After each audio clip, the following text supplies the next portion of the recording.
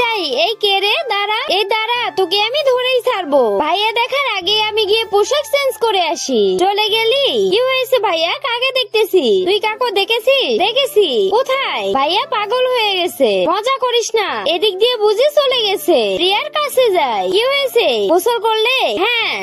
ভাইয়া কোথায় যাচ্ছি? বাজারে যাচ্ছি। ভাবি চলো এবার আমরা যাই। ভাইয়া আমাদের ফাঁদে পা দিবে আমি ভাবতেও পারিনি। তো বন্ধুরা, আমার ভিডিওগুলো যদি তোমাদের ভালো লেগে থাকে তাহলে ভিডিওতে লাইক দিয়ে চ্যানেলটা সাবস্ক্রাইব করে দাও। আর এরা এগুলো কি কুড়াইতেছে যদি তোমরা জেনে থাকো অবশ্যই কমেন্টে জানিয়ে দিও। এদিকে রনি বাজার থেকে কাগজ এনে গোসল করা ঘরে মারিয়ে দিতেছিল। আর রনি রিয়ার খাটের নিচে ওই পোশাকটাও দেখে ফেলেছিল।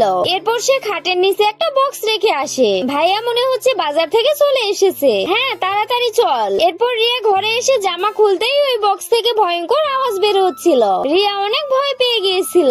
এরপর সে খাটের নিচে তাকাতে দেখে যে ওখানে বক্স রাখা আছে।